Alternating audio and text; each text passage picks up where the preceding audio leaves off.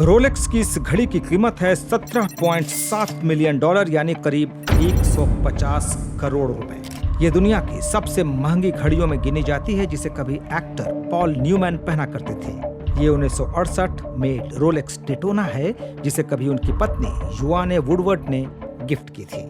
इस घड़ी की कीमत इस बात से जरूर बढ़ी कि कभी ये न्यूमैन की कलाई में सजती थी, लेकिन इसकी एक वजह इसका रोलेक्स होना भी है। रोलेक्स की घड़ियां दुनिया के सबसे शानदार ब्रांड्स में शामिल हैं। रोलेक्स यानी बेहतरीन डिजाइन, शाही लुक और जिंदगी भर की गारंटी। और सबसे बड़ी बात, ये वक्त भी बताती है। रोलेक्स की कहानी किसी फेयरी टेल से कम नहीं। इसकी शुरुआत जर्मनी के एक अनाथ युवक ने ब्रिटेन में की थी, लेकिन रोलेक्स बाद में स्विट्जरलैंड की पहचान बन गई। आज के डेट में रोलेक्स का कारोबार कोई $13 बिलियन का है और आज के दिन घड़ी का मतलब रोलेक्स, या यूं कहें रोलेक्स मतलब घड़ी।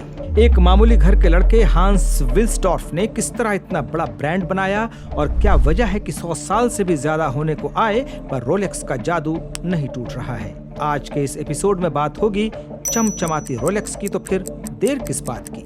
चाहे तो हेडफोन लगा लें, और हाँ, अगर आपने रेड स्पून को अभी तक सब्सक्राइब नहीं किया है तो प्लीज कर लें और नीचे बेल आइकन जरूर दबा दें।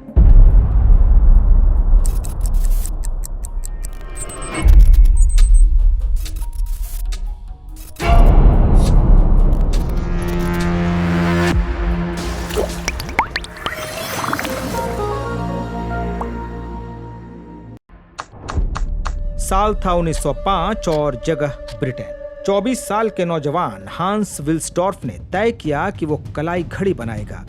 इस काम के लिए उसने अपने बहनोई अल्फ्रेड डेविस से आर्थिक मदद मांगी। अल्फ्रेड उम्र में उससे काफी बड़े थे, लेकिन घड़ियों के मामले में हांस का रुझान जानते थे। उन्हें मालूम था कि वो नौजवान घड़ियों के बारे में दीवानगी की हद तक जानता है। अल्फ्रेड ने बिजनेस में पैसा लगाने का फैसला किया, लेकिन जब इसकी चर्चा बिजनेस जगत में हुई तो लोग हंसने लगे। वजह थी पॉकेट वॉच। 19वीं सदी के आखिर तक पॉकेट वॉच को रईसी की निशानी समझा जाता था। मर्दों की ये पहली पसंद थी। कुछ जगहों पर रिस्टवॉच यानी कलाई घड़ी की शुरुआत हुई थी, लेकिन माना जाता था कि ये औरतों के लिए बनी है। पतली कलाइयों का मतलब था छोटी घड़ियां, और घड़ी साजों ने देख रखा था कि छोटी घड़ियां एक्यूरेट टाइम नहीं बताती थी। इसके बावजूद हांस विल्सडॉर्फ और अल्फ्रेड डेविस ने कलाई घड़ी का कारोबार करने का फैसला किया। वे स्विट्जरलैंड के घड़ी मैन्युफैक्चरर्स से घड़ियां मंगाते और उन्हें केस में डालकर जौहरियों को बेच दिया करते। घड़ियों के केस के पीछे उनका ब्रांड नेम छपता W&D।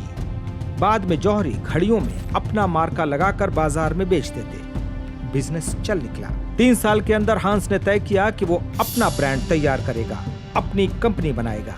उसने एक कैची नाम की तलाश शुरू की।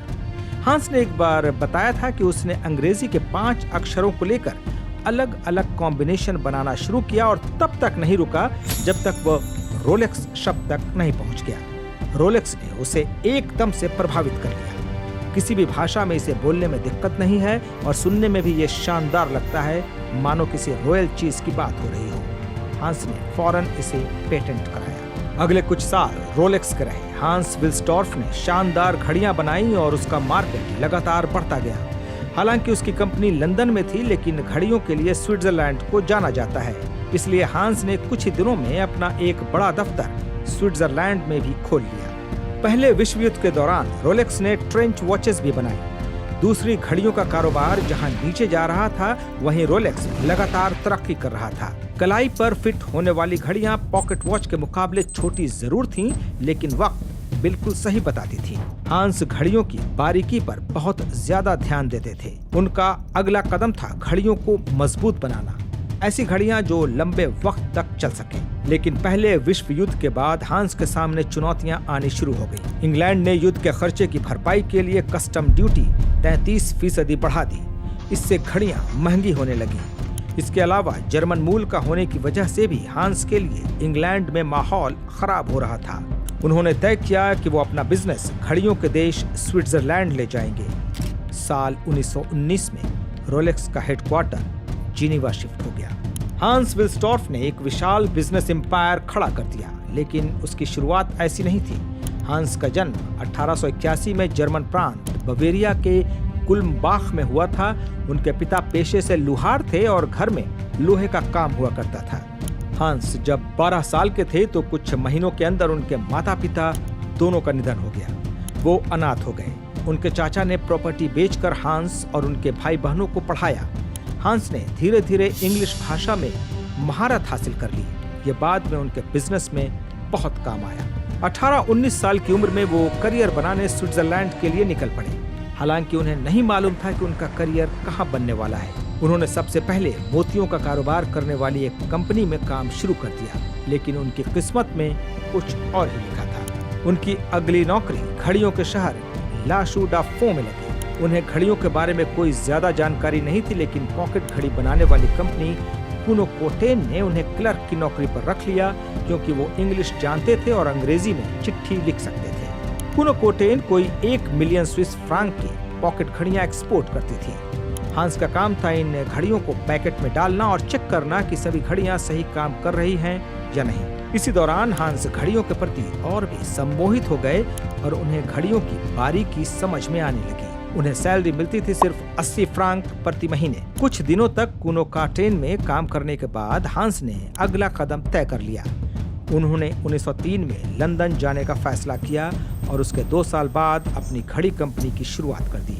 कोई 15-16 साल इंग्लैंड में बिताने के बाद वो एक बार फिर स्विस शहर यानी जिनीवा लौट आए थे।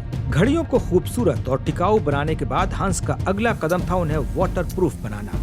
लोग जब पॉकेट वॉच का इस्तेमाल करते थे तो घड़ियां जेब में पड़ी होती थीं। धूप, बारिश या धूल का उन पर ज्यादा असर नहीं पड़ता था। कलाई घड़ी में खतरा बना रहता था कि गीली होने के बाद ये खराब हो सकती थी।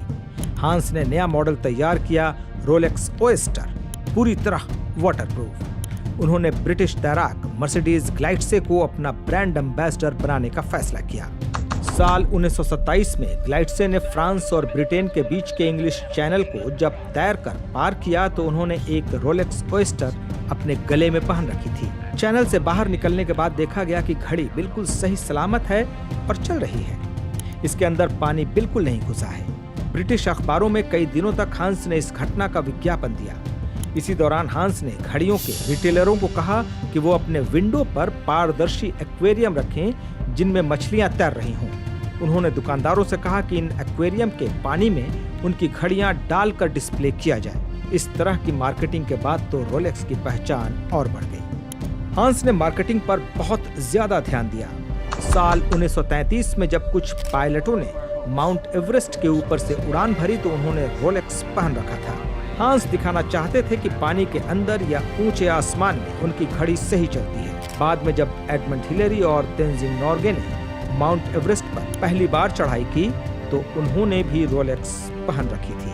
साल 1931 में हांस ने automatic model Rolex perpetual launch कर दिया। घड़ी पहनने वाले के चलने फिरने से इसके अंदर के रोटोर में एनर्जी पैदा होती थी और इसकी मशीन चलती रहती थी। लेकिन इसके बाद 1945 में हांस की पत्नी फ्लोरेंस फ्रांसेस्का लंबी बीमारी के बाद निधन हो गया। हांस तब तक 63 साल के हो चुके थे। इन दोनों का कोई बच्चा नहीं था। उन्होंने हांस विल्सडॉर्फ फाउंडेशन बनाने का फैसला किया। साल 1960 में उन्होंने रोलेक्स के 100% शेयर इस फाउंडेशन को दे दिए। तब से रोलेक्स इसी फाउंडेशन के तले चल रहा है। ये अपनी कमाई का बड़ा हिस्सा दान कर देता है। कानूनी तौर पर इसे अपने दान और दूसरे खर्चों के बारे में जानकारी देना जरूरी नहीं है, लिहाजा कई लोगों का कहना है कि इसके पीछे फाउंडेशन में वित्तीय गड़बड़ी भी होती है। लेकिन रोलेक्स के इनोवेशन का सिलसिला जारी रहा। साल 1945 में ही इसने डेट जस्ट नाम का मॉडल बाजार में उतार दिया, जो वक्त के साथ तारीख भी बताता था।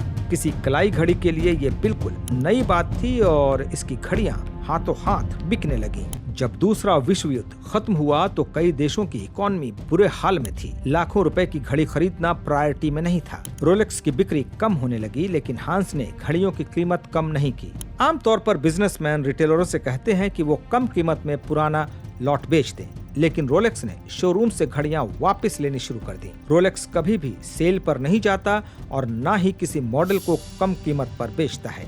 एक बात और ख्याल रखने लायक है कि रोलेक्स की घड़ियां पहले इतनी महंगी नहीं होती थीं जितनी अब है।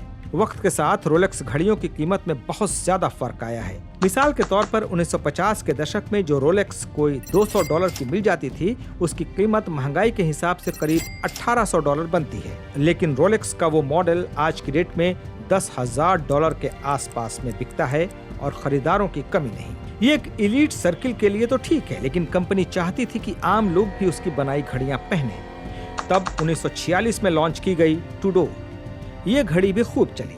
रोलेक्स ने सस्ती कीमत पर रोलेक्स की तकनीक लोगों तक पहुंचाने का फैसला किया, लेकिन इस बात का भी ख्याल रखा कि रोलेक्स का ब्रांड वैल्यू कम न हो। हांस इसके बाद जीवन भर स्विट्जरलैंड में रहे, जहां 1960 में उनका निधन हो गया। पर रोलेक्स का सफर जारी था। रोलेक्स की घड़ियां लगातार एक्सक्लूसिव होती जा रही थीं। इसकी हर घड़ी में एक खास सीरियल नंबर होता है, जिसकी शुरुआत 1926 में की गई थी। बाद में 1954 में इसके सीरियल नंबर को एक खास सीक्वेंस में डाला जाने लगा, जिससे पता चलता है कि घड़ी कब बनी। पर कंपनी दावा करती है कि रोलेक्स खरीदना जीवन भर का इन्वेस्टमेंट है और इसे ध्यान में रखते हुए 2010 के बाद रैंडम तौर पर घड़ी का सीरियल नंबर डाला जाने लगा। इससे फर्क नहीं पड़ता कि वो किस साल में बनी है। 1960 के दशक में जापानी घड़ी निर्माताओं ने क्वार्ट्स घड़ियां बनानी शुरू की। जापानी कंपनी सेइको ने बैटरी से चलने वाली हल्की और सस्ती घड़ी को बाजार में उतार दिया। इसके बाद तो स्विट्जरलैंड का घड़ी बाजार ढहने लगा।